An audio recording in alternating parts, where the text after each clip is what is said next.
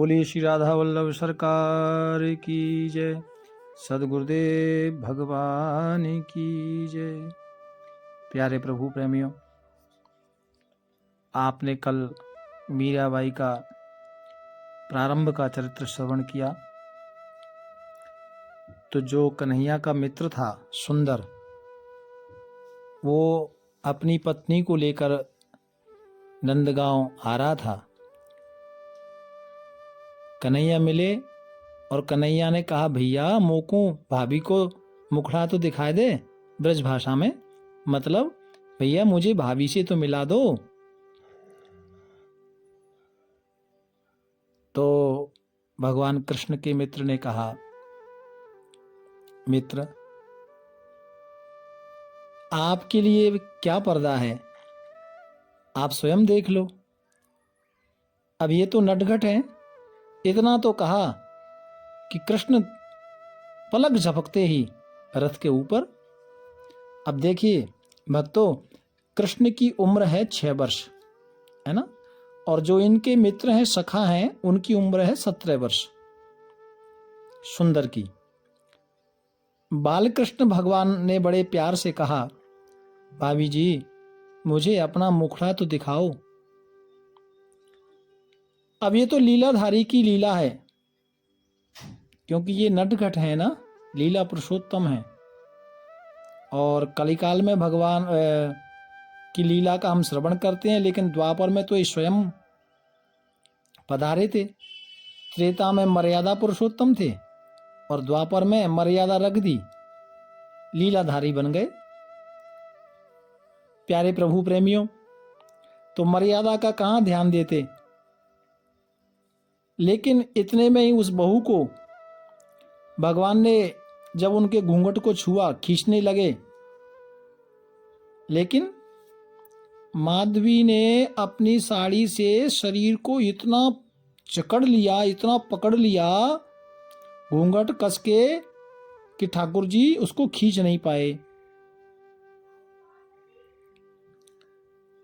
क्योंकि माधवी को तो अपनी माँ की बात याद आ रही थी ना, कि कन्हैया को ना मुख दिखाना है ना मुख देखना है।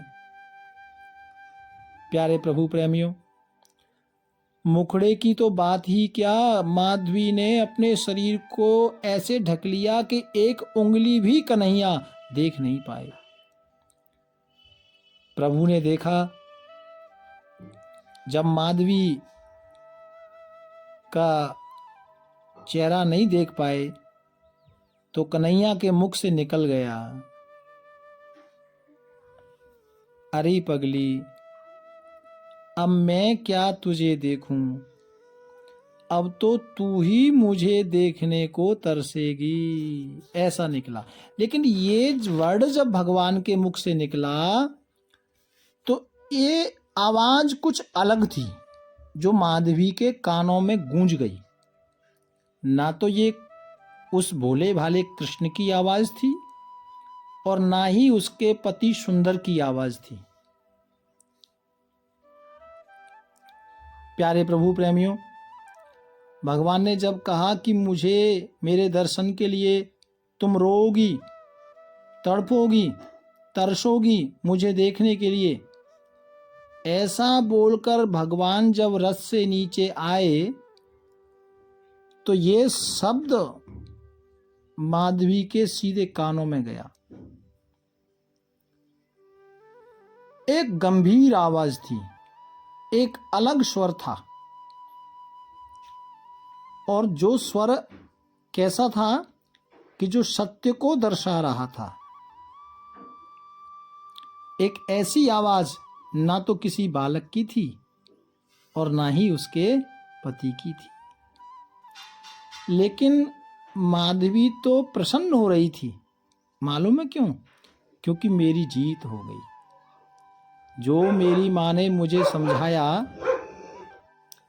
माधवी तो बड़ी प्रसन्न हो रही थी। क्यों? वो सोच रही थी कि मेरी जीत हो गई। मैंने जो माँ से वादा किया या जो मेरी माँ ने मुझे शिक्षा दी, तो वो प्रसन्न हो रही थी। प्रसन्न क्यों हो रही थी? कि ना कृष्ण ने मुझे देखा, ना मैंने कृष्ण को अपना चेहरा दिखाया, लेकिन वह आवाज उसके कानों में गूंज रही थी। प्यारे प्रभु प्रेमियों, रास्ता में जब चले, थोड़ा समय बाद ससुराल आई, तो ससुराल में जो सुंदर की माँ है यानी माधवी की सासू, उन्होंने बहुत प्यार किया, दुलार किया, और लेकिन वह भी कृष्ण भक्त थी। तो सासू ने सोचा कि मेरे घर बहू आई है, सुबह होते ही मैं नंदरानी का आशीर्वाद जरूर दिलाऊंगी, क्योंकि जो इनका पति था सुंदर, वो भगवान कृष्ण का परम सखा था, और जितने घर के सदस्य थे वह भी सब भगवान से प्रेम करने वाले थे। प्रातःकाल हुआ और सुंदर की माँ माधवी को यानी अपनी नूह को नंद भवन ले गई, और नंद भवन में माँ यशोदा ने आशीर्वाद दिया, बहुत दुलार किया, बहुत बहुत स्नेह जताया, और माता नंदरानी ने आशीर्वाद दिया, वस्त्र आभूषण दिए, बहू का मीठा मुख भी कराया, थोड़ा मीठा खिलाया, और माँ यशोदा ने सिर पर हाथ भी घुमाया, बड़ा दुलार किया। इतने में ही जो इनकी सासू है माधवी की, वो कन्हैया की चर्चा करने लगी। बहन, अब तो कन्हैया का रिश्ता ले ही लो, क्योंकि जब जब कन्हैया के किसी मित्र का सगाई संबंध होता है तो लगता है हमारे कन्हैया का ब्याह कब होगा।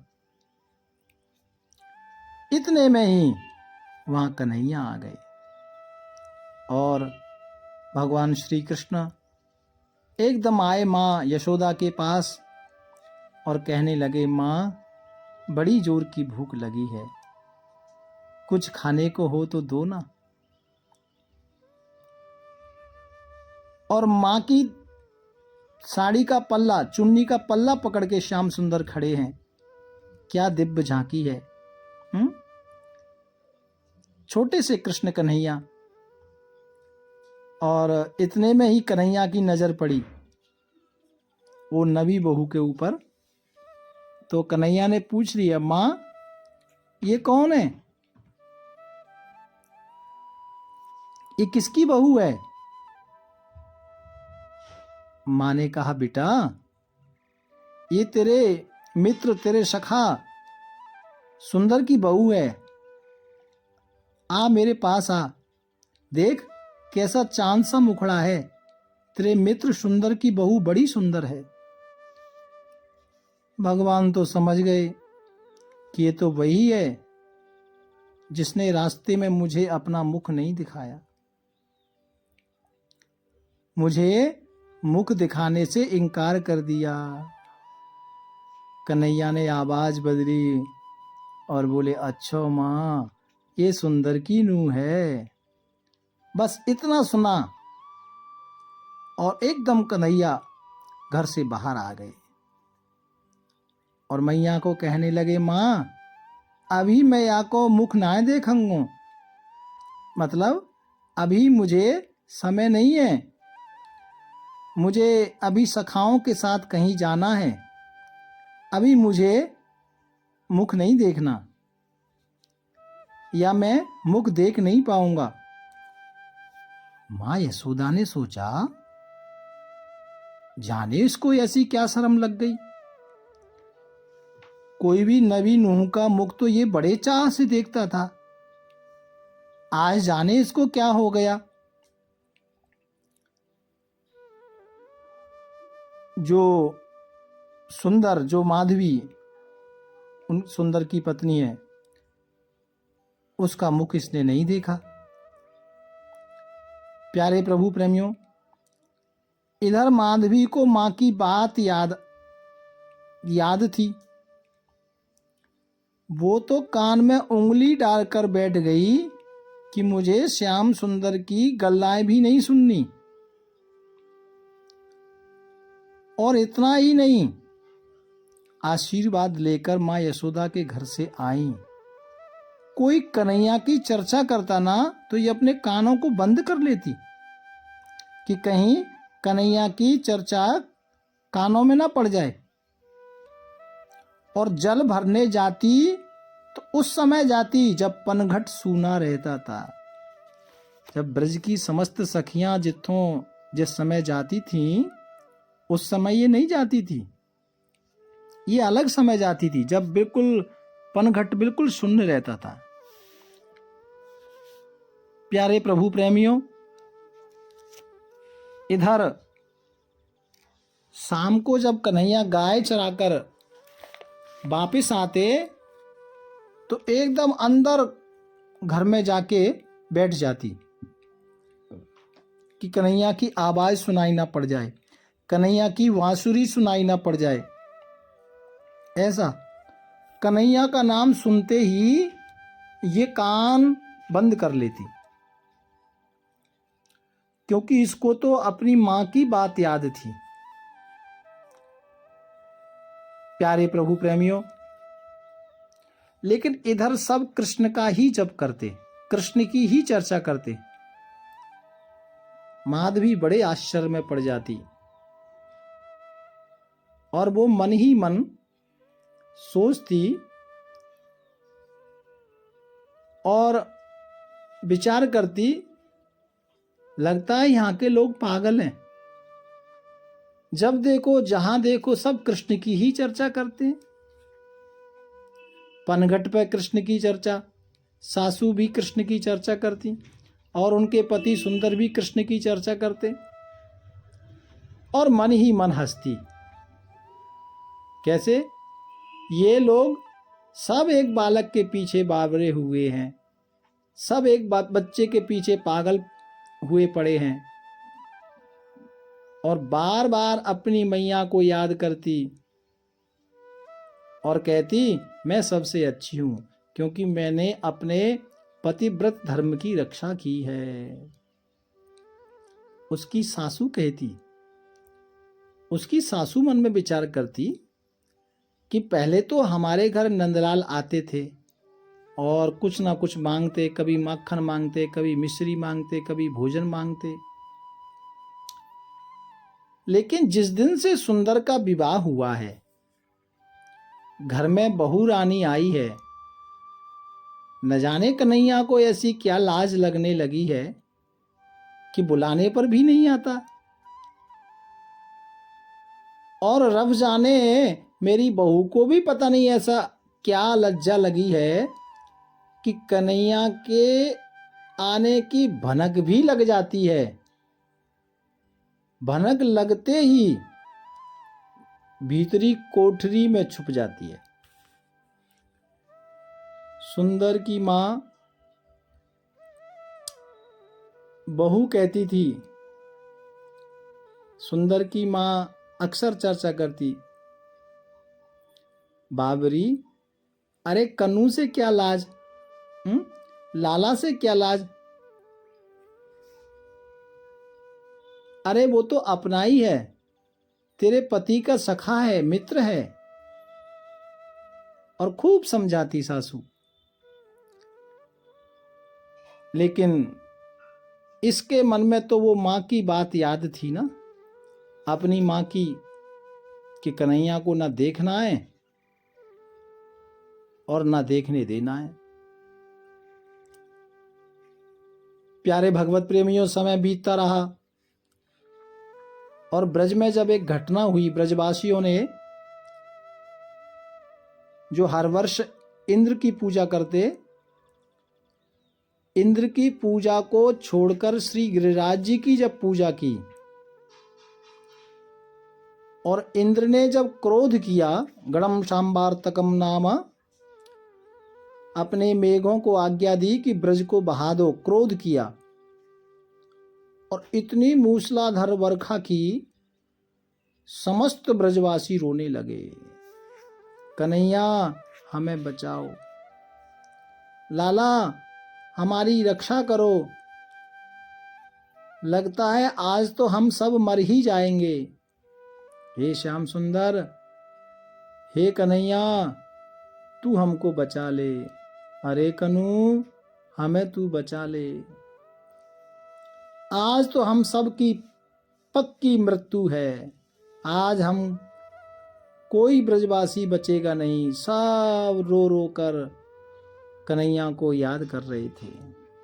भक्तों, सब कह रहे थे कि आज तो ब्रज का नाश होके ही रहेगा, सब रो रहे थे, कन्हैया हमारी रक्षा करो।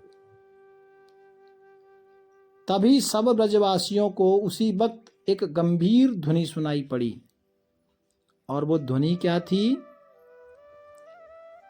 कि श्री गिरिराज महाराज की शरण में चलो, वही हमारी रक्षा करेंगे। इतना जब सुना तो जो ब्रजवासी जहां था सब दौड़ पड़े श्री गिरिराज महाराज की शरण में। तू एक बार आजा गिरिराज की शरण में, परिक्रमा तू लगाए जा गिरिराज की शरण में, सब काम छोड़ आजा गिरिराज की शरण में, तू एक बार आजा गिरिराज की शरण में। सब ब्रजवासी गिरिराज महाराज की ओर दौड़े, और देखो सब भाग रहे थे, वो माधवी भी भाग रही थी, और उस वक्त ना कोई वस्त्र अलंकार की सुध बुध, कोई सुध बुध नहीं, क्योंकि वर्षा भी थी और तूफान भी था। सब दौड़े दौड़े श्री गिरिराज महाराज की शरण में गए, और जब भागा दौड़ मची, हाय तौबा मच रही थी, सब दौड़ रहे थे, कोई अपने पशुओं को लेकर जाता, कोई स्वयं दौड़ रहा था, कोई बच्चों को लेकर जाता। सब गिरिराज महाराज की शरण में पहुंच गए। थोड़ी देर बाद जब वहां शांति हुई तो उस माधवी ने देखा कि सबके सिर के ऊपर श्री गिरिराज जी महाराज एक छत्र की तरह रक्षा कर रहे हैं, एक छत्र की तरह रक्षा कर रहे हैं। लेकिन माधवी ने सोचा, ये इतना बड़ा 21 किलोमीटर का पर्वत, ये ऐसे कैसे उठ सकता है, और एक बूंद पानी की नहीं पड़ रही थी। लेकिन उसने विचार किया, ये गिरिराज ने किसका आश्रय लिया है, ये गोवर्धन किसने उठाया है। तो घूंघट में से अपनी नजर को थोड़ा निकाला और चारों तरफ नजर घुमाई, किसने उठाया, किसने उठाया, किसने उठाया। और उसकी दृष्टि श्याम सुंदर कन्हैया की कनिष्ठिका उंगली पर पड़ी। जब उंगली को माधवी ने देखा तो देखते ही दंग रह गई। जिस पर गोवर्धन टिका हुआ था, ऐसी अद्भुत उंगली माधवी ने देखा, आश्चर्य से भक्तों अभिभूत हो गई। और जब उंगली देखकर माधवी गदगद हो गई तो उंगली से धीरे धीरे धीरे धीरे उसने भुजा को देखा, और भुजा के बाद सुंदर गले को देखा, और गले से जब उसने त्रिभुवन मोहन वंशीधर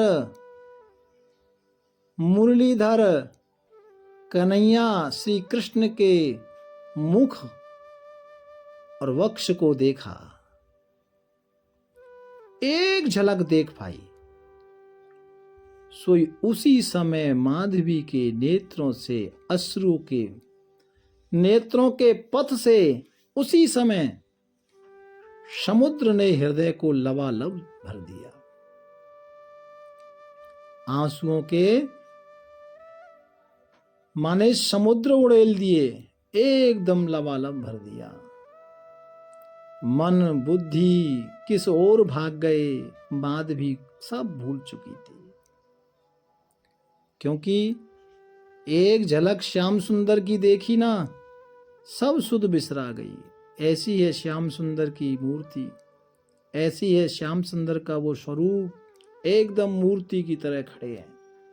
और जो एक झलक माधवी ने कन्हैया का मुख देखा, आंखों से अश्रु आ गए। हाय प्रभु! और माधवी तो रोने लगी। मन बुद्धि ने काम करना बंद कर दिया। संत कहते हैं कि 7 दिन तक माधवी रोती रही और कन्हैया का वो स्वरूप का दर्शन करती रही। 7 दिन कब व्यतीत हो गए, इसका ज्ञान माधवी को हुआ नहीं।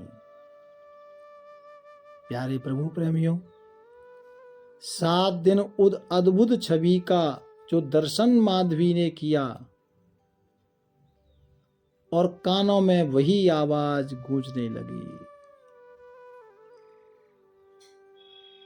कि मैंने ये क्या किया। कन्हैया की बात याद आ गई।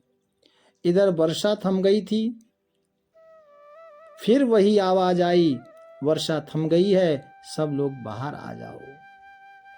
सब ब्रजवासी बाहर आने लगे।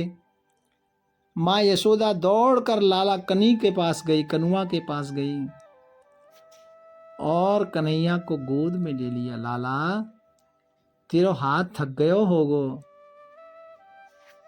कन्हैया, तू 7 दिन से ऐसे ही खड़ो है, तेरे हाथ में दर्द हो गयो होगो।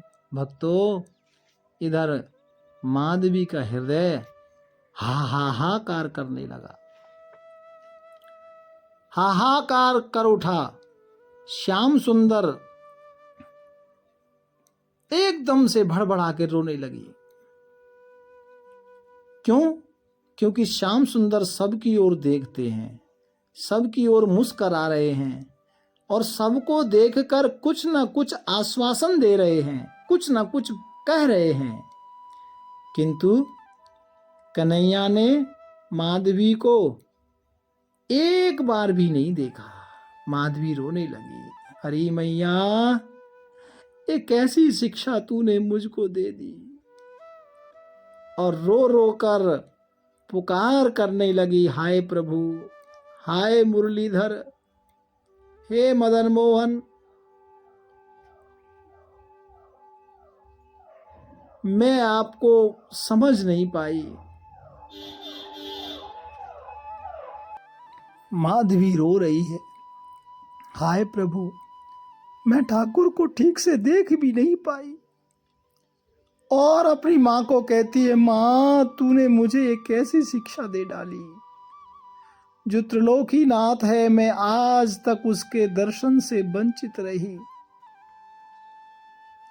प्यारे प्रभु प्रेमियों, अब माधुरी कहती है, हे मदन मोहन, हे ठाकुर, मेरी गलती को क्षमा करो।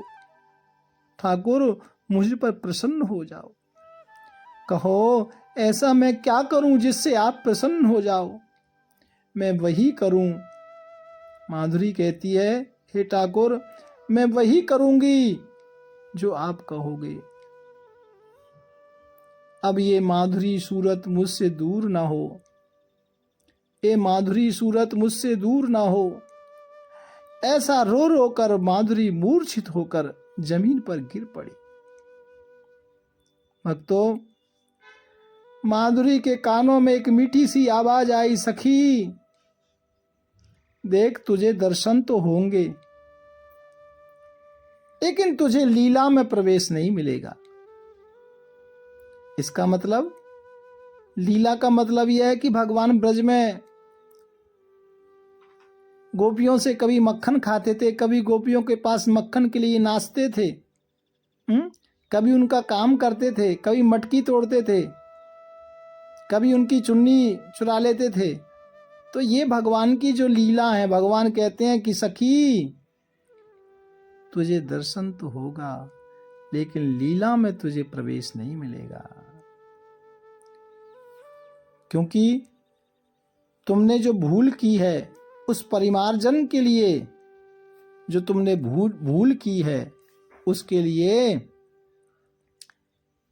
इस काल में तो आपको लीला में भाग नहीं मिलेगा। उसके लिए कलिकाल में तुम्हें जन्म लेकर भक्ति मार्ग का अनुसरण करने के बाद शुद्ध हृदय से शुद्ध होकर के मुझ में मिल जाओगी।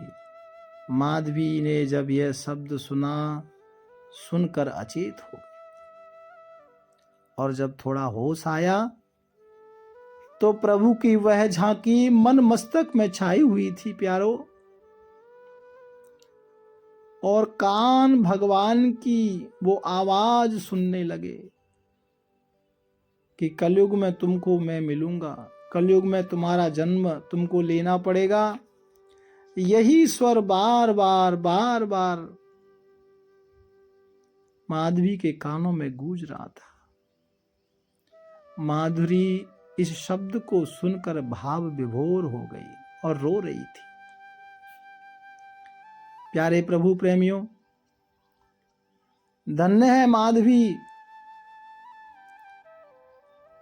जो कलयुग में लोगों को धन्य करने के लिए, सज्जनों, ये माधवी ही कलयुग में मीराबाई बन के प्रकट हुई, अवतरित हुई, जन्म लिया। ऐसी माता मीरा के चरणों में मैं बार बार प्रणाम करता हूँ, जो कलिकाल में जन्म लेकर भक्तों को मार्ग बताने के लिए, भक्तों को भक्ति का रास्ता दिखाने के लिए ये भगवान की सखी माधवी, इन्होंने कलयुग में जन्म लिया।